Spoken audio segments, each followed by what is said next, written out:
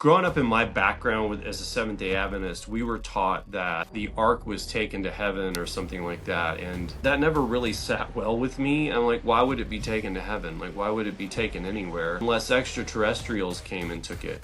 My parents used to make me stand up in church and recite memory verses, which is probably a big source of my anxiety. Way of Will John. Welcome back to the podcast, my friends. Today we have the great, the one and only Ernest Dempsey. What's going on, man? Man, that's an awesome intro. Thank you. When I walk into a grocery store, I want that to be announced. Yeah, that's what I was going to say. Yeah, just let me get in before you and do the tap on there. Coming into the store, author and genius. Yeah. It would be cool. I have my own hype man for going grocery shopping. You've already made me now think that this has to be a skit or a short or something that I'm just gonna have to do this now because it sounds fun, and that's what I do. So, we'll attach it. We'll attach this clip, the idea generation. Yeah, ChatGPT, you couldn't do this, huh? AI, we'll get to AI. We'll get there too. But okay, so people, what was going on is that Ernest and I have been talking at length, honestly, about a whole bunch of things. I'm going to kick it over to you to give a little mini intro of yourself, because you're a multifaceted individual and you've done quite a bit and you've been very successful. And so throw us who you are, and then we'll get into all my crazy questions. Well, you want the whole thing? So I was born in 1975, and my first memory in life, my first memory in life was of a birthday cake when I was like 2, maybe. I just remember seeing the cake. But fast forward, I did a bachelor's degree at Southern Adventist University in psychology, did a master's in school counseling, and then I started writing part-time while I was working as a guidance counselor and a soccer coach in a high school in North Georgia, and I've published over 60 books since then. I got another one coming out next week as of the recording of this. And I was a lead singer in a rock band for like 15, 16 years. And I don't know, I've probably put in like 10,000 hours or more into historical and political studies, just researching for books most of the time.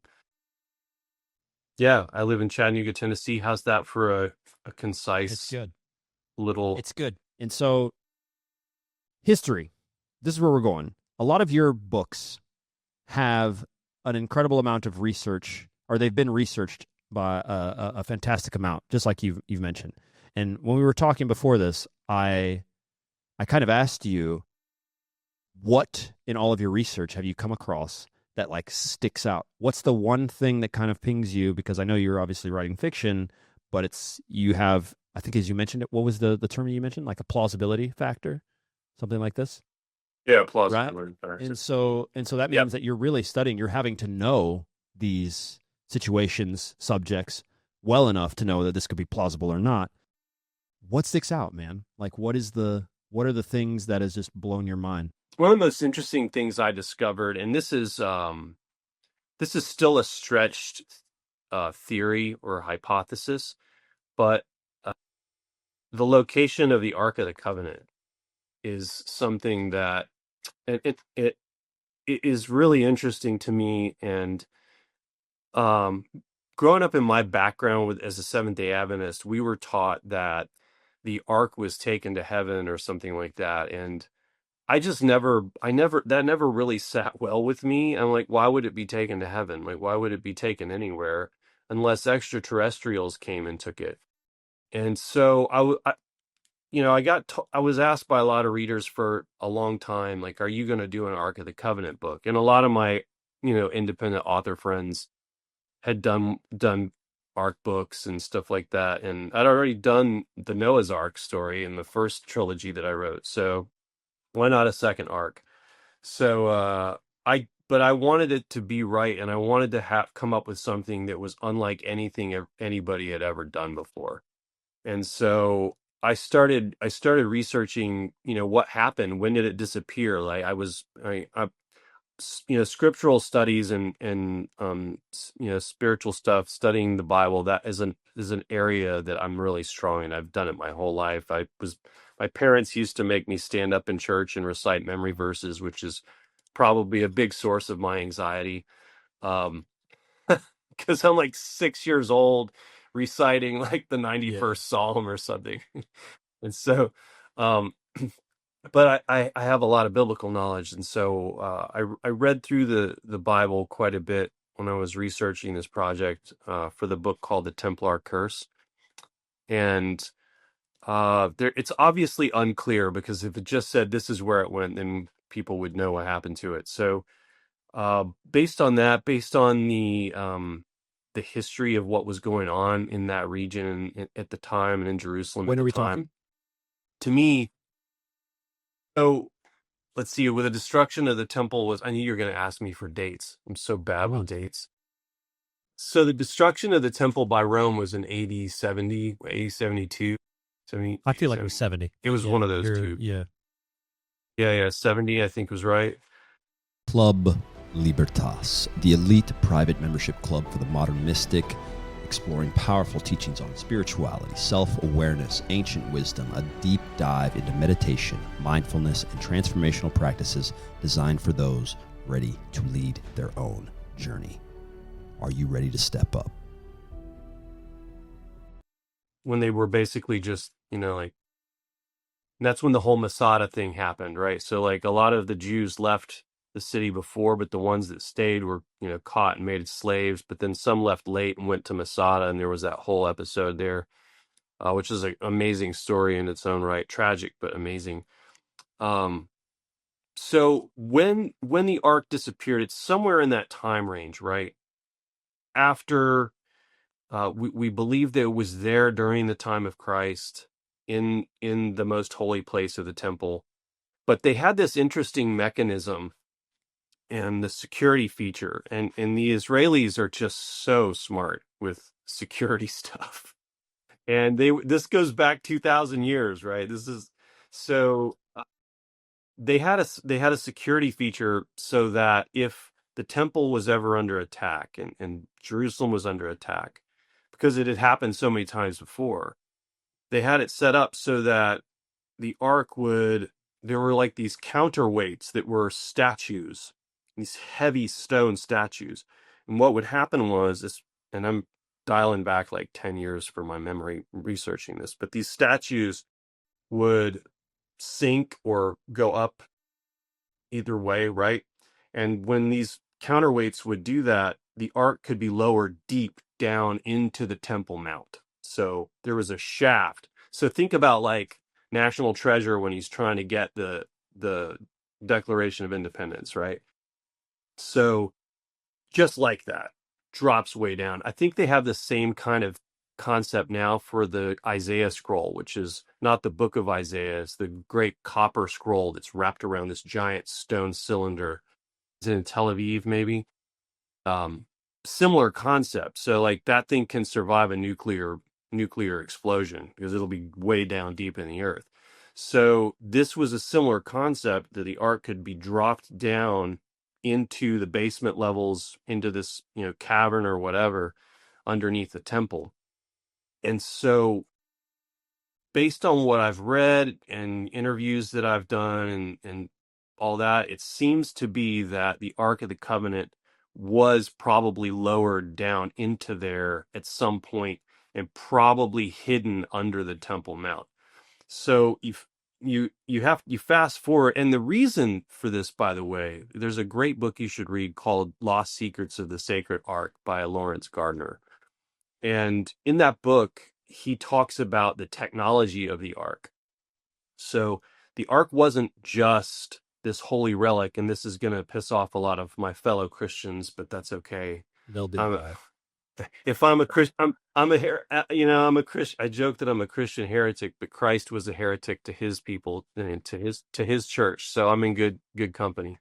So the Ark actually wasn't just this holy relic. So there was a scientific premise behind it. So the Egyptians actually built arks. They designed them and constructed them. And what they were used for was in religious ceremonies. They could be used as displays of electrical power, right? So these things could collect as they moved around in that arid region. They would collect static electricity, and they could be used to like put on this electrical display, right? And even so, I don't think that the Egyptians fully understood the extent of how this thing could be used. So then you fast forward, like look at the first one of the first things they found in King Tut's tomb was an ark, Really? right? And you can see the pictures of it. Yeah, but I think it's got jackals on the top of it instead of angels, right? So they've discovered these things. Archaeologists have discovered these things in tombs and whatnot. So when God told Moses to design an ark, he knew exactly what to do because he studied in the Egyptian schools. Like he was there and that he was raised in that culture. So he knew what those were. So when he received the plans from the universal consciousness or God, whatever you want to say, he knew exactly how to do it. But the interesting thing about the ark is you see clues to what it really was sprinkled throughout the Old Testament and the Exodus and all of that stuff. So there's a verse in the Bible where the Israelites are moving the ark, and they were told not to move it on a wagon or a cart. They were told to carry it on wooden poles, right? And this thing is covered in gold. Okay, so but for some reason they're moving it on this cart, and it shifts, like the cart hits a rock, it shifts, and this guy Uzzah reaches up to keep it from falling. And Uzzah is struck dead right there on the spot. And in the Bible it says God struck Uzzah and he was dead. And then they ended up naming the place like not Beth El Uzzah, but it was something along those lines, right? So that always bothered me because I'm like, I believe in a God of love, and I understand they did some heinous stuff back then, like to protect themselves or protect their region or whatever. But that one seemed weird because he's trying to protect this holy relic and do something good. And I was always taught that, in Sabbath school and at church, like even though you might be trying to do something good, if it's disobedient to God, it's still the wrong thing. And I'm like, this just doesn't make sense to me. You're like you're talking. It's like it's a two-faced thing to say, right? So I was like, what if that's not it? So that's when I started reading the book Lost Secrets of the Sacred Ark, and that's when I learned what it really was. So what the Ark actually was a super weapon. It was, I guess, a superconductor of sorts. So if you think about like when you would walk around in a building that has carpet, right? Especially that thin carpet. And when you're a kid, you'd shuffle your feet and then you'd touch a doorknob and it would shock you, right? So now what you have is a region, an arid, dry region with huge pools of static electricity that collect. By the way, the Egyptians knew about this technology. They built a lot of temples in these areas. And I believe that the Great Pyramids are built in a place that has a lot of this naturally occurring geostatic electricity, right? So imagine instead of shuffling your feet, you're carrying a golden box which conducts electricity very well on wooden rods. So this thing is just, hovering so many feet above the ground, and you're moving it along for hours and hours and hours for a long time, right? And so the whole time it's collecting this charge. So when God said to not touch it, he was basically putting a high voltage sticker on there to say, do not touch this. But then you, every night they would put it in the tabernacle in the most holy place. The, there was the high priest was only allowed to go in once a year at appointed times. No, not once a year. Maybe it was more than that, but at appointed times, right? So you have some other weird things about this. So like if this was just a tool to communicate with God or whatever, then when the Philistines stole it, as the story goes, we look at what happened to them. So their whole city broke out in boils, like these boils all over their skin. And they put it in the temple of Dagon, which was a fish god. And there's actually a lot of correlations between Dagon and Christ's story, which is another day, another discussion. Um, but they put it in this temple, and then they come back the next morning, and this massive idol is knocked over. Like humans couldn't have done it, right? So they fixed it, they put it back up, and then the next day they come over, and the thing is, the head is cut off with like laser precision, right? So everybody's getting sick, and it's all of this is, by the way, these sicknesses are mirroring radiation sickness. So they say, screw this, we're giving it back to the Israelites because everybody, this is awful, it's a curse. So why didn't the Israelites get sick? Why didn't they have that problem? Oh, was God protecting them? Maybe. Or was it that they were consuming something that protected them? So it turns out that this farmer in Arizona, as described in Lost Secrets of the Sacred Art, he was doing some acid treatments and different treatments of the soil to try to get his crops to grow. And at one point, this white stuff started coming up out of the ground, and he didn't know what it was, so he sent it to labs. These labs sent it to Georgia Tech down in Atlanta. And at one point, they're analyzing this, and I can't remember the name of the device they're using, but as they're measuring this, whatever it is, it disappeared. And then it reappeared as something else. And what it reappeared is monatomic gold, or what they called ormus. And as it turns out, this element is capable of insulating against this sort of magnetic radiation or electromagnetic radiation sickness, right? So the Israelites are consuming this manna every day, and it's protecting their bodies. And the garments that the high priests wore were also designed to insulate them, almost like a hazmat suit when they were in the most holy place communing with the Almighty. There's more proof of this in the Bible too, that it was a weapon. Look at what they did to Jericho. So they go to Jericho, they march around the city 7 times every day for 7 days. Now, in this whole time, they're carrying the ark with them around it, right? And this is really cool science. I'm getting off topic of where the ark is, but it's a great backstory. So, because nobody else that I've read or no movies I've watched kind of gets into the backstory of what it really was, right? So they do this march, they do all this, and there's 2 scientific things that happen when they knock down the walls of Jericho. So one, they're told to all face the walls surrounding the city. They all face the walls at the same time.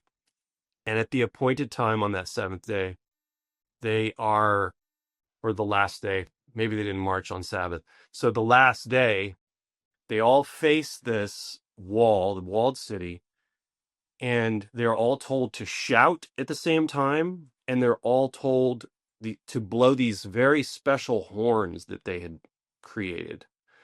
So the walls, as the story goes, are just blown down, right? The walls of this city, Jericho, are just blown out, right? Well, how could that be? Well, typical mainstream Christians will say, it's because God did it. Well, why did he have them go through all those steps? Well, then you'll get some watered down preacher sermon about all this. Like, no, God is a common sense God. God is a scientific God. God gave us science, and he showed us how to use it more times than we realized, right? So it turns out that not only was the Ark the super weapon, but also, and they charged it every day marching around that city, right? But in combination with that, they also had acoustic super weapons. So now we know that, like, there are these CIA videos that have been leaked of these monks that were like in Tibet that could levitate like huge stones just with these special horns. So it's acoustic power, right? The military, DARPA, is working on stuff like this all the time. They've already got some of those things out. You've seen, like in one of the Incredible Hulk movies, they were using one of those acoustic weapons to like keep the Hulk from coming at them. So this is a known thing, right? But it's been kind of just not talked about. So you have this super weapon, right? And now the temple's being destroyed, the temple's being invaded, the the Israelites know it's over. They've got to hide this thing because this thing in the wrong hands could be devastating, right? So, and I think too, they lost sight of what it really was. They put it in the temple and they left it there, and they started treating it as their own idol almost, rather, which is what they were told not to do. So they kept it there, and when they're getting invaded, they drop it down and probably bury it in the Temple Mount somewhere. So then you fast forward to the Knights Templar and the Crusades, right? And those kings wanted to keep Jerusalem as a Christian place, as a Christian stronghold against Islam and all that. But I do think that there was a motivation beyond that. I think that one of those kings actually might have stumbled on what the Ark really was. And the reason that I know this is because we know that the Knights Templar they did archaeological digs under the Temple Mount. So this is a pretty widely known thing.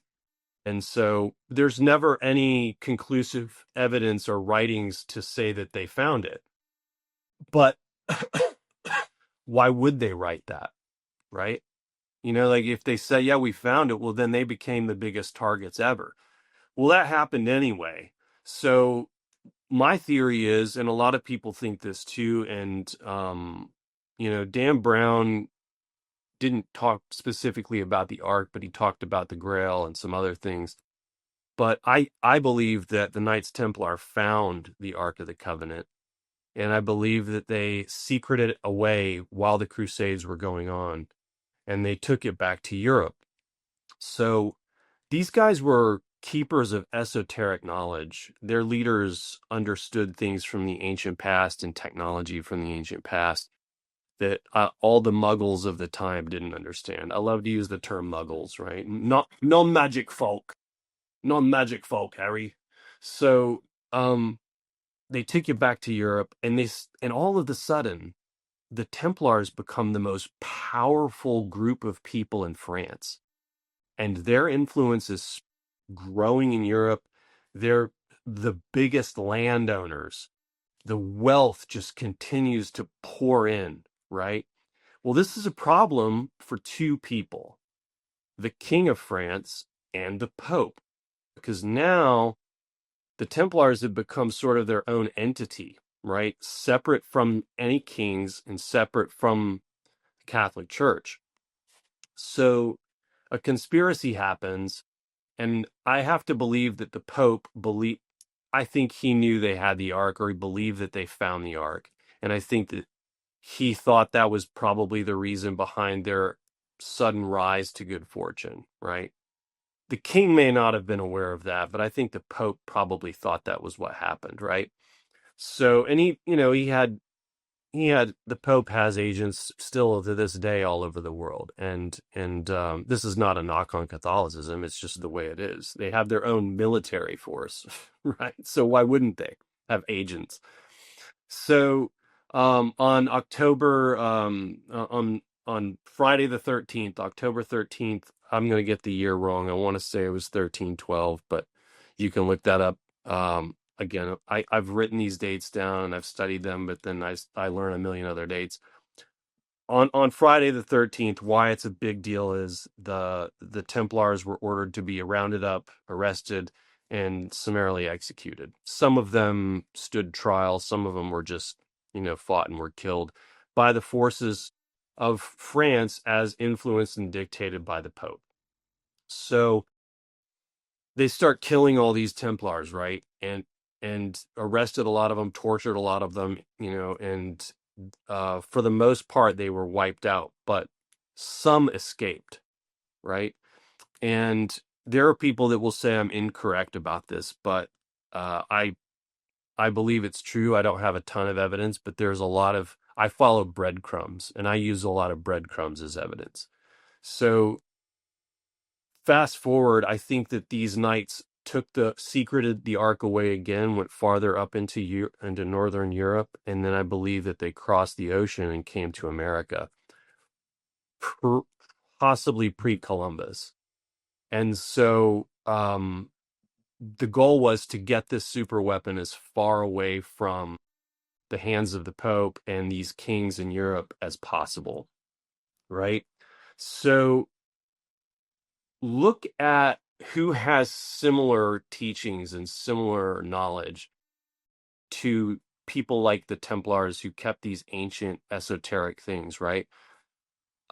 There are a lot of similarities to the Freemasons, and I've heard other people since I wrote this book say the same thing, that yeah, the Freemasons are sort of descendants from the Templars, right? They were keepers of knowledge that was passed down. They just rebranded. So in this book, I consider this is a big spoiler, but I consider nobody's going to read this book now because I'm going to tell you the ending. You never know. But so just buy all the other ones. This is your free cheese sample at the grocery store. Now you just go buy the block. So look at the Curse of Oak Island, right? The Money Pit. Big popular reality show. That thing, people have been trying to get to the bottom of that for a long, long time. I believe 6 people have died in search of it, of whatever was there. The engineering involved is ridiculous. So they would get to a new layer, and then they'd find something else and the chamber would flood. Like, why, with modern technology, can they not figure this out? Right? It's mind-blowing. And they've sent like red dyes through these channels that are flooding the shaft. And this red dye will like appear all around the island. So the engineering at play here was beyond anything we can reconcile at this point, which makes no sense because we have such good engineering. And so my thought was, this seems like a Templar thing, right? They might have come here and they may have hidden the ark down here at one point, right?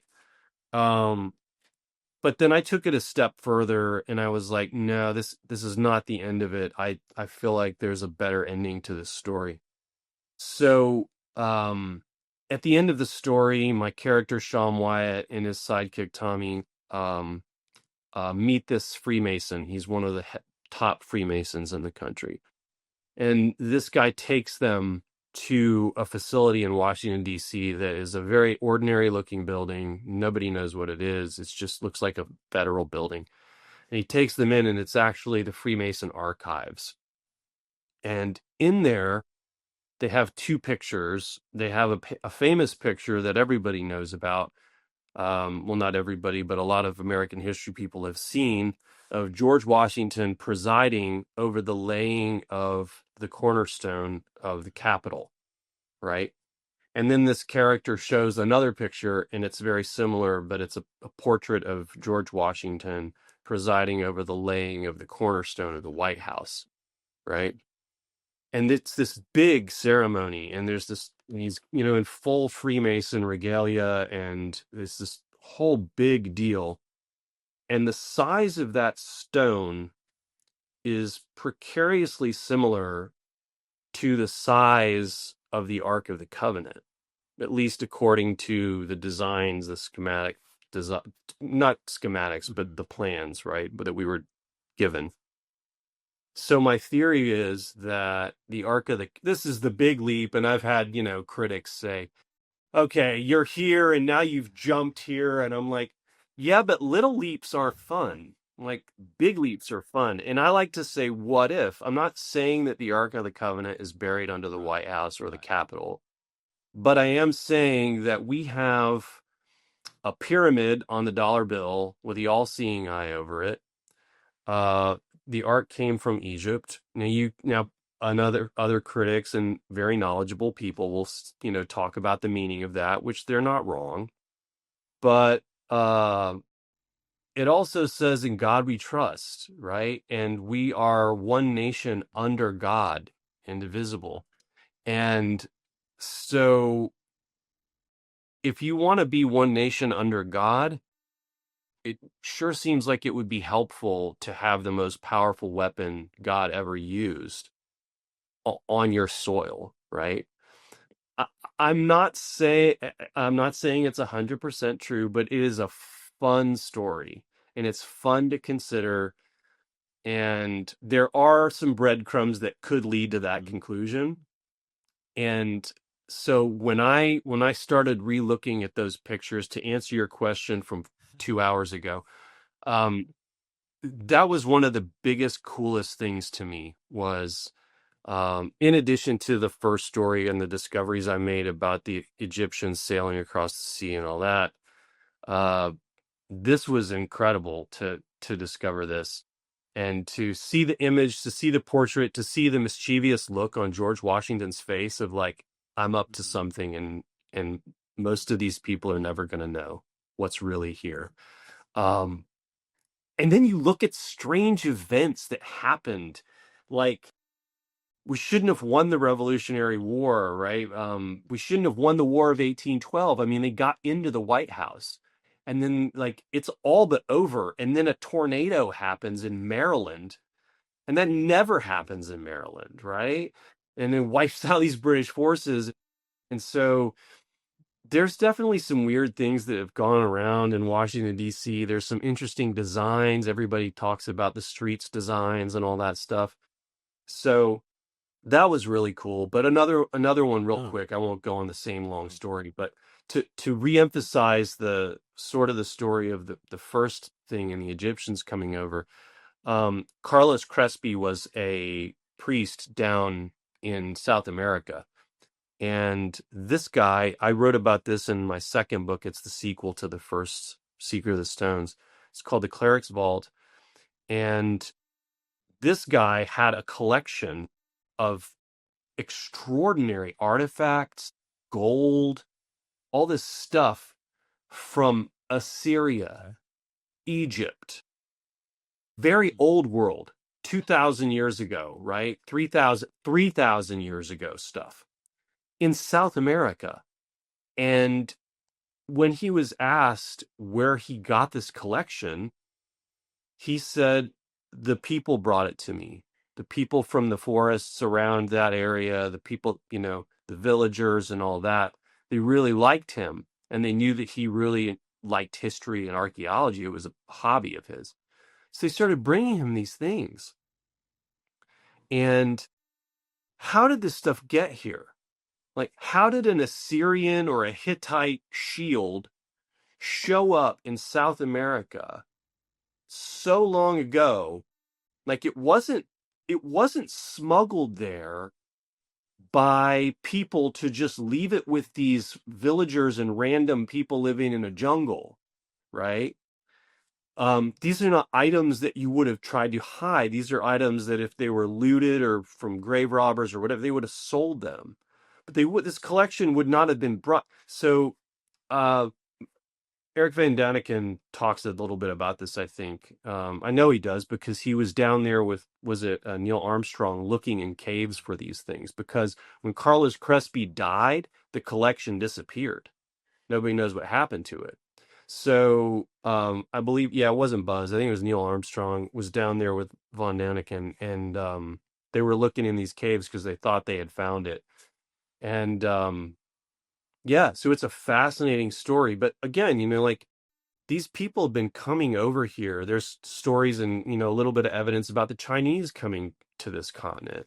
So I don't think very many people believe that Columbus was the first one to land here anymore. Like, I don't think that group is. It's funny to hear these, archaeologists and journalists say keep trying to disprove the Columbus thing. I'm like, at this point, the Columbus theory is like less likely than anything else. So I don't think you have to keep beating that dead horse, right? Like, so I'm not trying to do that. It's just, it is fascinating when we look at these things and we see, like we think our world was so big back then, but it really wasn't that. It was just the same as it is now. And people explore and people have this itch to voyage and explore, like Moana. And, you're welcome for the Moana reference, through that in naturally. And, so it's just such a cool thing to investigate this stuff, and that it gets to be my job to like say what if, right? And it doesn't mean I'm right, doesn't mean it's 100% plausible. I understand, if I can get a 1-star review saying that's ridiculous, I get it. But what if it was right?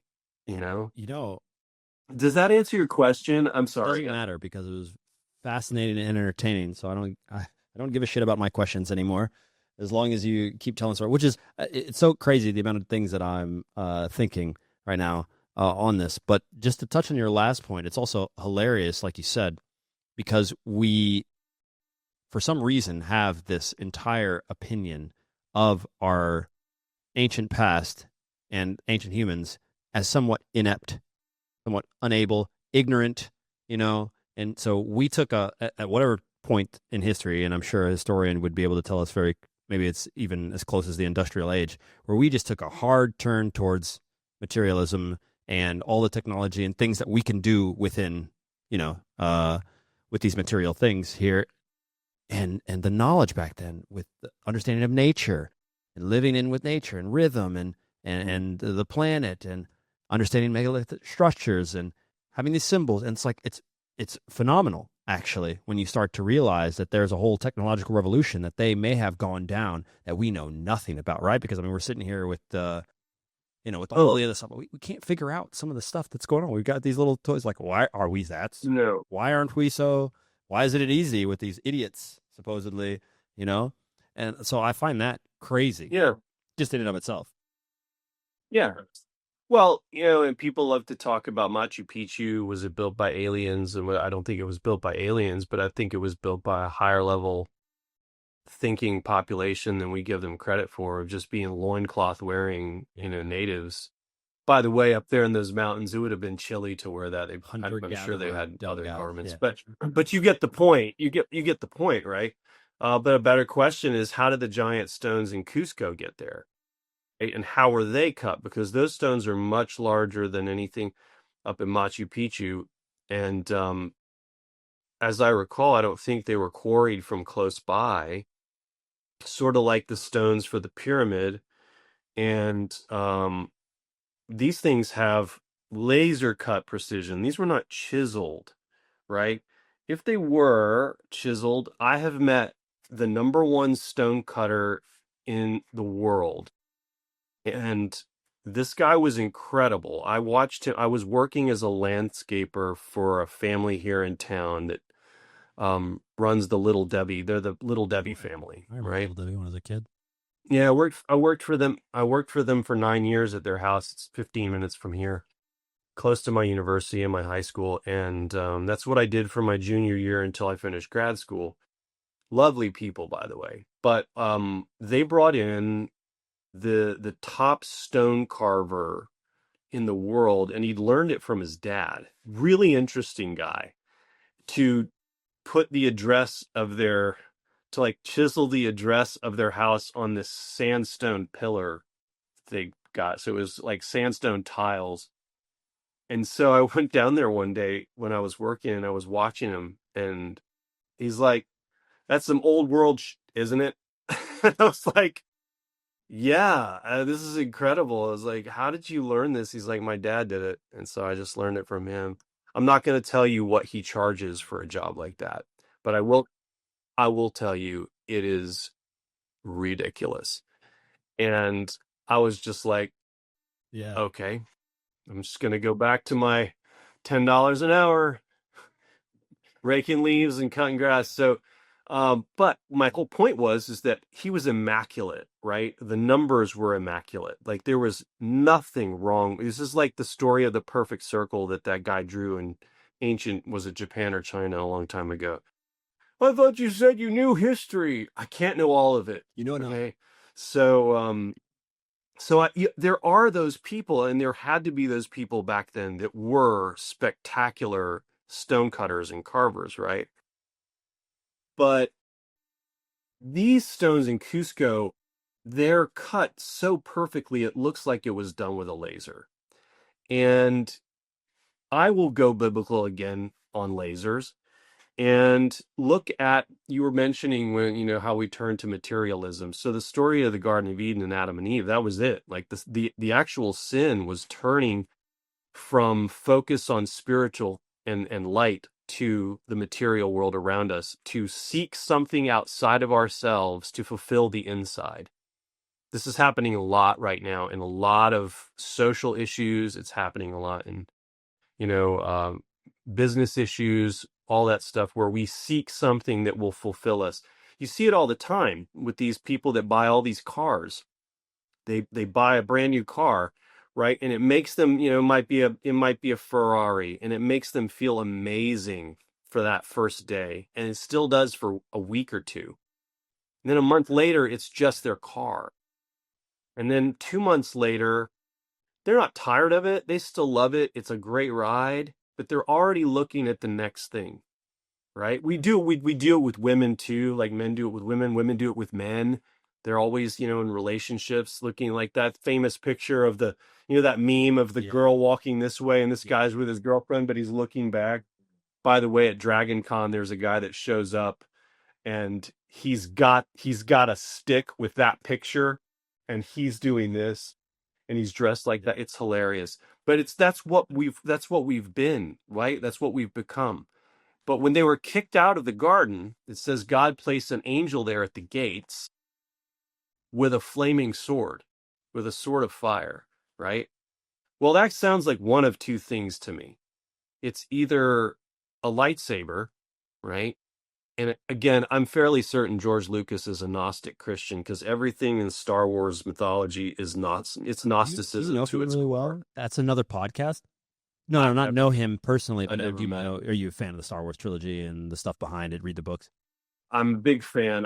I don't know enough about his Okay, all personal right. life, but I'm a huge fan of all the Separate Star Wars podcast. stuff, I've except heard the this from Acolyte. multiple people, and I've heard it from people. I've heard it from somebody who met him also, that could be the case. But I don't want to derail your flaming sword at the gates. No, it absolutely has to be, because look, you have we'll come back to the sword at the gates, but it has to be because everything's there. A war between light and dark. Gnostics focused heavily on light versus dark, right? They believed in the divine spark. They believed that that there is a force, right, that is neutral. And this is something that Christians miss, because in the Bible it says, I create good and I create evil. Well, said God creates evil? Yeah, he creates the potential for both, because through God all things are possible. That means good and bad, right? And quantum mechanics also restates that through all things exist in a state of possibilities or potentials.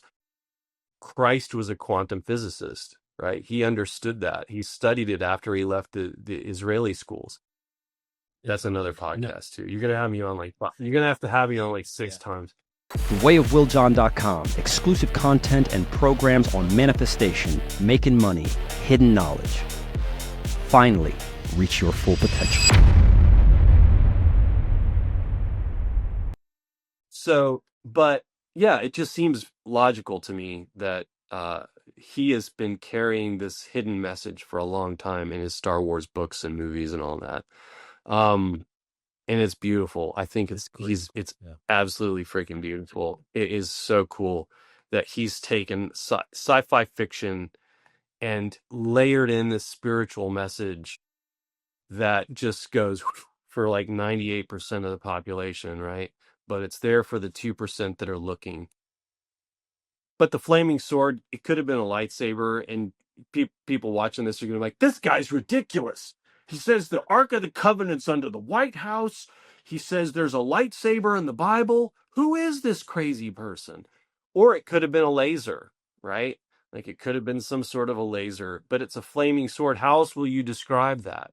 right? Like, how else would you describe a UFO coming down to take Elijah and translate Elijah up to heaven, other than a chariot of fire with, flames coming out of the bottom of it, right? But could it have been a spaceship? Are you minimizing God? Are you saying God needs technology? I'm saying that God invented science, so why wouldn't he use it, right? Um, and there's a lot of texts in the Hindu Vedas and such where they talk about space battles, right? And there's lots of evidence. The guy with the crazy hair, the Greek American guy with the crazy hair on Ancient Aliens, always wears that pin with that golden spaceship that was an artifact discovered in South America that dates way back, right? They didn't have those things back then. How would they have known to create that?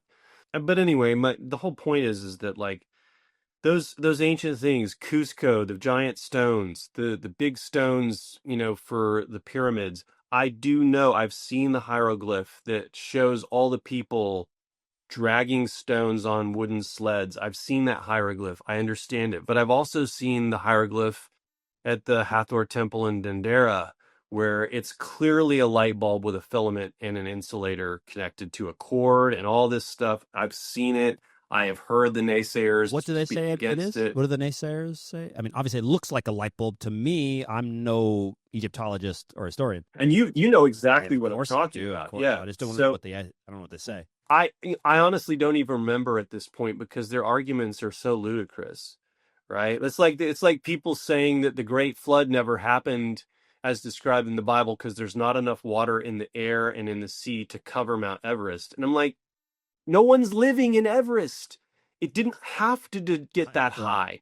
My argument is all those civilizations from the antediluvian world that were wiped out in the Younger Dryas, which, by the way, Hancock and his buddy talked about, in Ancient Apocalypse season 1. Yeah. Or no, can't remember. Randall Carlson. There you go. Yeah. Right. So, they're talking and they show the giant places where this water broke through. And it also says, the aquifers in the earth erupted. So you have rain, you have a big flood of, from the ice age that flash melted. You have all this stuff, and you have all these civilizations that are still there, thousands of feet beneath the oceans, right? We know this because we see the megaliths off the coast of Japan, the Bimini Road down in the Caribbean, right? Like, we see these submerged structures, and we know, like, you want to talk about, you want to talk about climate change. There's your climate change, right? It happened. There was archaeologists have found evidence for a jungle in the Sahara Desert, I've heard about that. right? So we we know that, like, 5,000 years ago, I believe it was 5,000 years ago, it was hotter than it is now, right? So there's all this interesting stuff, right? And how did they build all these things? Those megaliths in the water off Japan are huge and they're cut perfectly, right? So, not to turn this into, like, an ancient alien story, but this is the kind of stuff that I like to dig deeper into. And I'll watch some of those shows and I read some of those books, but I like to find my own answers and go beyond just what these guys are talking about. And I love to create stories around those things. Yeah. And it's a lot of fun. Totally. It reminds me because it's so interesting, and I don't think this has ever been out, but it should. I'm not sure if Matt's talked about, but my friend Matt LaCroix, who I mentioned, who I know has dedicated his life to doing this, and he's on his way over to Europe here in a little. They've been in Peru, they've been in Bolivia, they've been, like, he's all over, and he's the kind of guy that's exactly like you. You guys would probably team up. He would probably, like, you guys would be good together on a podcast, to be perfectly honest, because you guys are doing all sorts of stuff. Like, you within your research, he loves to do it and go out there. And so anyway, long story short, though, Matt and I had been working together for quite some time, and I know that I will also be a part of their documentary, which is continuing to develop and turn into something even greater. Awesome. But we had actually been put together, and I won't name the network for now because there was a couple, to do a TV show of both Matt and I, and it got very, very, very, very far along. And then kind of hit the rocks on a few places. But the idea in Shell is there where we just go around and like do this. Cause you know where you're saying, you're like, I like to kind of go get my own answers. Well, you do kind of want to like, it's amazing to read about all these things. And it was amazing for me as a kid to read about Egypt, to see the pyramids, like, you know, but you can't really conceptualize this thing. When I went to Egypt and finally stood up against and looked at these pyramids, your brain breaks. You're like, oh, like these pictures don't convey anything. And it's exactly like when I went to the Taj Mahal, because you go through the entrance to the Taj Mahal, and like there's walls, obviously, so you're walking. When you're on the flat level, obviously you can't see properly. You can kind of see some stuff. And then when you go through the main entrance to the Taj Mahal, it floors you. You're just like, this cannot have been done. It can't be fake. You feel like you're walking around in a dream place, and you get the same sense at the pyramids. And it's like, I want to go around, like I want to go see this. I want to go touch this. I want to go understand, you know? And so it's funny, a guy who loves history, loves all these stories. I've read some of the same books I'm sure you have. I've seen some of those. I know all that stuff, at least superficially. I haven't even been to Rome. I've lived, you know, and I've been around Europe here all the time. Me either. I haven't even been there, but in any case, yeah, I find those stories insane. I have another question, unless you have something you wanted to say. No, I was just gonna say I'm jealous. I haven't been to Egypt yet, and I was gonna say Matt is way more knowledgeable about this stuff than me, because I have to study it, write about it, and then I go to the next thing. Whereas he goes deeper and he goes broader. Sure. And so, you know, I would be the lesser light pointing to the greater light in that conversation with Matt for sure. But I will be in Rome this summer, so I'm excited about that. Okay, well, that's the funny thing is that's exactly what the premise of the show was. I mean, I was supposed to be the guy who knows. I know a lot about this stuff. I do not know as much as Matt LaCroix on ancient history, who sits there, studies it, then goes to the site, then brings technology there to go study. Like, clearly, no. But it's funny because, you know, there's so much. There's just so much. And having a general theory like this, you never know. Like, if we get you guys on a podcast and we get talking sometime, one of your theories, he might have some supporting evidence for, you know, and be like, well, actually, this kind of makes sense, or this doesn't make sense. And here, have you thought about this? And, you know, it might be interesting. But what I was going to say is there's two things that I want to run by. So number one, we have this guy named John F. White. He's a friend of mine. He studies myth. Now, he believes almost virtually nothing in the Bible is literal. He just throws out everything virtually because he goes to the end of all of these things. You should check him out. It's really interesting. He's another guy. We've done a debate between John F. White and Matt LaCroix in a friendly way, not like a shouting match. It's really interesting. You might enjoy it. Now, so that I'm going to ask, because his big thing is, I asked him, was Jesus a real person? Was Jesus real? And he's like, he's looking at all of the other myths and things around there, and he's basically come up with the answer of no. All right, so there's that. The other one is, you talked about esoteric knowledge, and I'm wondering what school of esoteric thought you find the most interesting, or if, you know, care about the most, etc., what you think is really cool there. And the other one is the Pope, the military, and the army, and still to this day, etc., like, what in God's name do you think is going on there? Because everybody who's listening to this podcast knows that I have this big thing on why I can't just walk into the Vatican's library. I don't understand why I cannot just go in there at any time and get a book or a relic at any point if I am baptized. Like, can I not just walk in? That's my library too. Why is it yours? I don't understand. So that, anyway, those three things. Which one? I can answer all three. So, with Jesus, was he a literal person or not?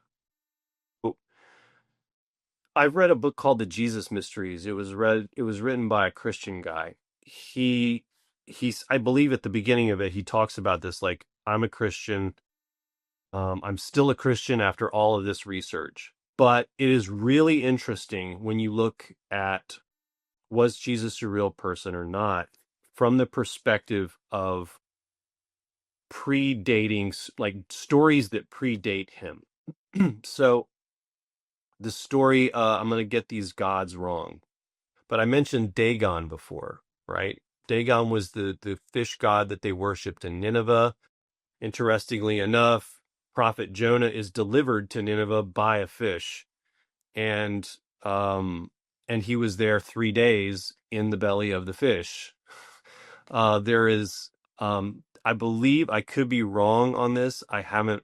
It's been a while since I studied it, and read that book. But I believe Dagon was a god that had 12 followers, was executed and raised from the dead 3 days later, something along those lines. I want to, and now there were multiple deities. If I say the names, I'll confuse them, because it's been so long since it's been 15 years since or yeah, at least that, since I read the book, maybe 14 years. Um, so you have all these gods, these deities from pagan mythology that predate Christ, that had 12 followers, that were executed, raised from the dead 3 days later. They performed miracles while they were here, all this stuff, right? Um, Another interesting one to study on a different topic at some point is Hermes Trismegistus, or Hermes thrice greatest, right? Who now a lot of us understand was actually friends with Abraham, the patriarch of Christianity, Judaism, and Islam. So, with the Jesus mysteries, though, the argument is that all these guys did, all these people did, was created a new myth based on this old story that had been told in multiple cultures, because they were like, it worked here, it worked here, it worked here. Let's just rework it and do it again. Right. And there would be a lot of credence to that. In fact, the Vatican itself is built on an ancient pagan temple site to the god Mithra. And Mithra was a fish god, right? You see Christians all over the United States with little fish stickers or magnets on their card because, Jesus was associated with the fish. He said, I'm going to teach you how to become fishers of men, and all of this stuff, right? That's always a constant theme with the fish.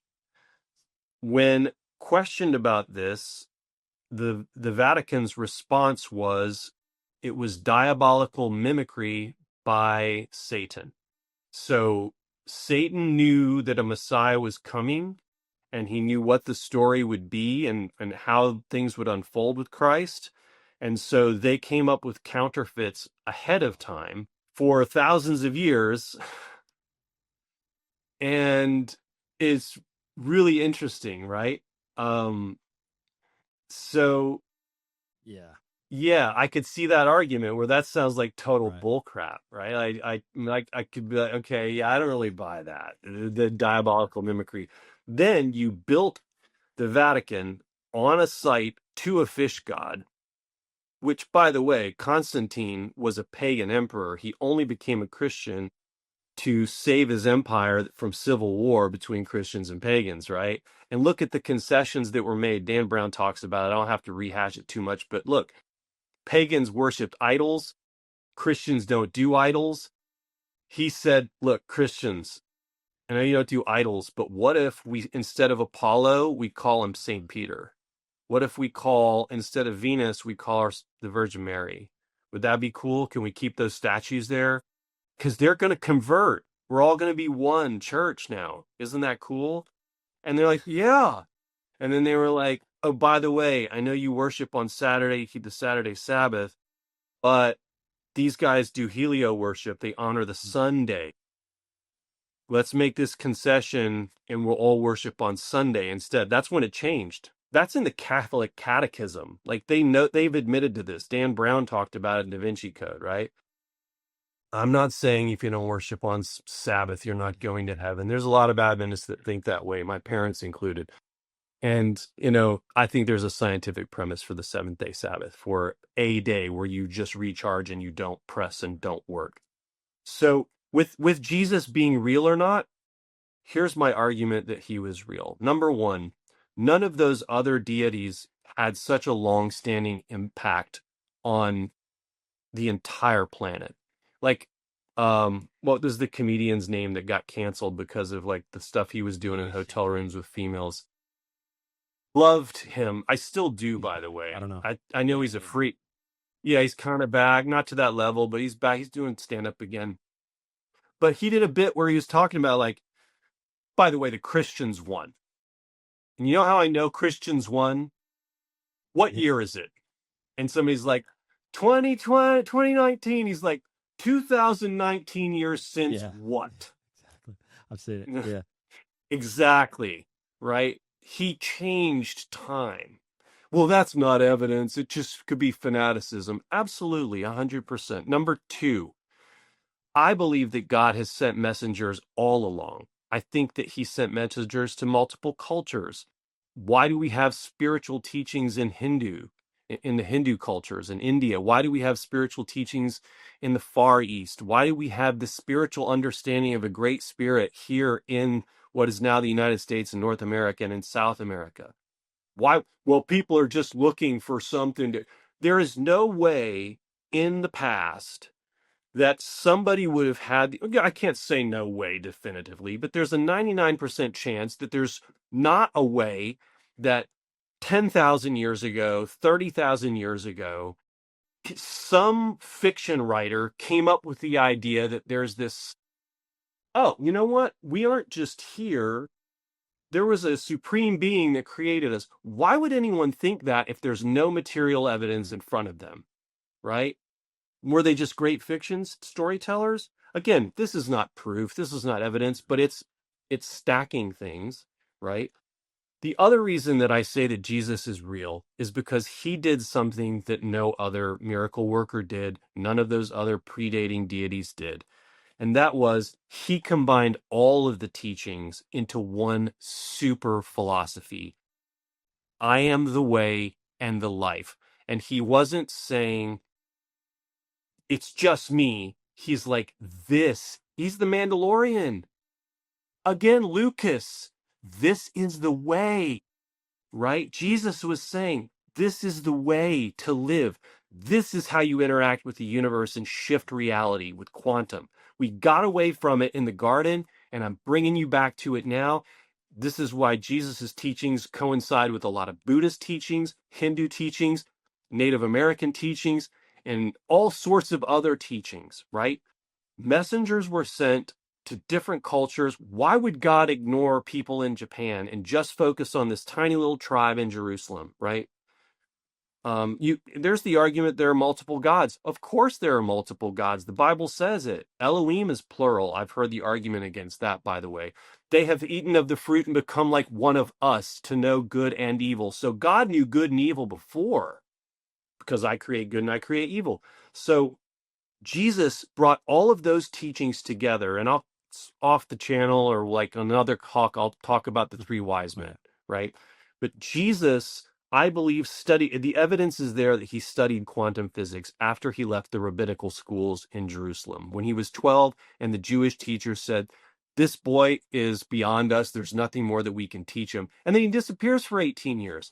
Well, he didn't learn how to raise the dead and interact with the universe by making furniture with his dad, like we were told. So, because of the quantum mechanics alone that is embedded in all of his teachings, Christ was real. None of those other deities knew about that stuff. And the miracles were real. And now we know people like Neville Goddard and Joseph Murphy and channels I follow on YouTube and the evidence, the testimonials I've seen, even in my own life. You know, people, oh, you're a law of attraction guy, law of assumption guy. No, I'm a law of being guy. I've actually got a channel I'm working on about that. I'm not going to tell you what it is right now, but it was what he told Nicodemus. He's like, you have to die and be born again. That doesn't mean you accept Jesus Christ as your personal savior and be baptized. It means you die to the old self that leans on the material evidence in front of you, like Corinthians says.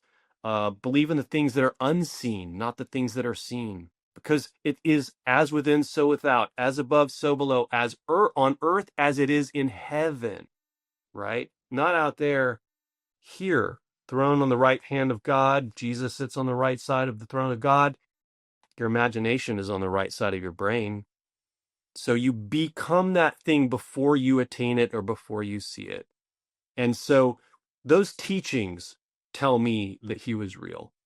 And he's been largely misunderstood and misrepresented by organized religion for since 312 AD, right? And a little before then. Number two, esoteric school of thought. So there were mystery schools in every religion. The Greeks had them, Romans had them, everybody had them. Persians had them. And we know evidence of this because Pharaoh sent his best magicians to challenge Moses, and they were able to create snakes out of sticks the exact same way Moses did. So these guys had some level of understanding of quantum physics, right? So my favorite is the ancient Hebrew mystery school, and I believe that Jesus learned with some of these guys. Every civilization had mystery schools that were beyond just teaching people in parables. This was actionable stuff. I think, Greek philosophers that Socrates and some of those guys were initiates in these They things. like to talk about as well. And yeah, Jesus Mysteries, also that book talks a little bit about this. I'm selling this guy's book like crazy. Um, and then last of all, I think I answered that one. What's going on with the Vatican? Well, I mentioned where it's built on an ancient Mithras site. By the way, the Pope still wears a mitre, which is a fishtail hat. If you look at it, you're like, that's the fishtail. So he's still honoring a pagan deity. Can you believe it? This is like the leader of the Christian world, supposedly, and he's wearing. And all my Catholic buddies are going to be like, can't believe you would speak against the one true church this way. And I'm like, shut up and drink my beer, please. Like, just I'm not being offensive. I'm not saying you're wrong. We're all in this together. Um, but the Vatican is interesting. So, based on what I've learned and what I understand, they still keep weapons of torture and execution deep in the vaults down there. As far as I understand it, they still have guillotines. They have, hundreds of these things, right? As if they were preparing for another Inquisition at some point. For me, I think that there's not enough, obviously they wouldn't have enough tools there to take on the world as far as an Inquisition is concerned, but at least that was probably part of their plan for some time. There's no doubt that they have records that are not available to the public, that never will be, because they burned everything else to keep it from public knowledge. They burned the Gnostic texts and the Gnostics themselves, the Waldenses, all these different groups throughout history that they persecuted and destroyed. They accused people of witchcraft. They called performing miracles sorcery or witchcraft, and they put them to death. So if you were a miracle worker, you were a witch or a wizard, and you had to be put to death. So yeah, you healed this kid from cancer, or you gave sight to this blind guy, you're labeled as a wizard, because now you are not allowed to tell the mountain to move and it'll move into the ocean like the Bible says. You have to speak to a priest and ask an invisible deity up in the sky for favors through this priest that you also have to bribe, by the way. So, yeah, it sounds like a really good MLM scheme, but this is so I'm ragging on this a little bit, and JD Vance will get pissed at me, but he's a new convert, so maybe he won't be too pissed at me. But but this is the point. You have to think, you have to step back. I had to step back from my own religious beliefs and say, what did we get wrong? Like, and the Adventist faith is cool because in 1844, that's how it was founded. They had believed this prophecy they'd figured out, and then it didn't come to pass. They thought Jesus was returning in 1844. It didn't happen. And there was no Adventist church, and some people lost their faith. Some went back to their old churches, but a little group said, what else did we get wrong? And that's how they realized, wait, the seventh-day Sabbath never changed. When you die, you don't actually go anywhere until the resurrection. So the Vatican is hiding a lot of stuff. They're hiding artifacts. They're hiding records. And the reason that they do this is because the entire purpose of their organized religion was to maintain control of the empire at the time, and now the global empire. Because if people can think and imagine I am already healed. I have no cancer. I'm fully healed. Definitely subscribe to Greg Braden and read his book, The Isaiah A Effect. couple times, yeah. Um, Gosh, I would love to meet him. I'm not gonna like, hey, could you introduce me, Will? I'm not one of those No, guys, but like, Greg's awesome. Yeah. oh, I love him. He changed my life, and I've never met him. Um, but like, if we can do these things for ourselves, if we can connect to God and His power by ourselves, Lucas knows this, then what need do you have to go into a building, kneel down when they tell you to, stand up and sing when they tell you to, pay an offering when they tell you to, which, by the way, that money would be just as well spent on Yeah. any charity, right? And like, why would you? And my dad's an Adventist pastor, so he would cry if he saw this episode, right? But like, this is the, like, you have to take a step back from your entrenched beliefs and challenge them. Otherwise, they're built on a foundation of sand, right? And they're just going to wash away when you're really put to the test, when people ask you real questions. So, um, yeah, I believe that they've been hiding stuff all along. And, you know, Christ taught an empowerment message. Everything he said was, all these things I do, you will do in greater still. Will, you can raise someone from the dead? Reanimation? And better than that? What's better than that? I don't even know. Yeah. Time travel? I have no clue. But it's been taken away from us, and we've had blinders put on us by organized religion. And I look, religion, I call it 101 to spirituality. It's a great intro course. Sure. It's a great introductory course. But I'm at like postdoctorate level now. And that's not like a patting me on the back, I'm cocky. This is where I want my learning to be, is postdoctoral level, right? And I'm still learning. And so for me, it's a vault. The Vatican is a vault of hidden knowledge. Uh, it's impossible to get in there, although Robert Langdon did get in there and mess some stuff up in Da Vinci Code. Um, or was it Angels and Demons that he got in there? I guess it was Angels and Demons, because he referenced that in a second in Da Vinci Code. So, um, yeah, and then look at the Jesuits, right? And I've met a few Jesuits. They're really nice people, but they are CIA of the Vatican. They always have been, right? This is what they were designed to be. The Society of Jesus was secret agents that rooted out witches and non-believers, and they spearheaded Inquisition stuff. And like, um, I could have my dates mixed up, but this is what their purpose was, and they're still everywhere, all over the place. Some of them are in high ranking positions that you would never even know. And saying this, my house could blow up next week or something.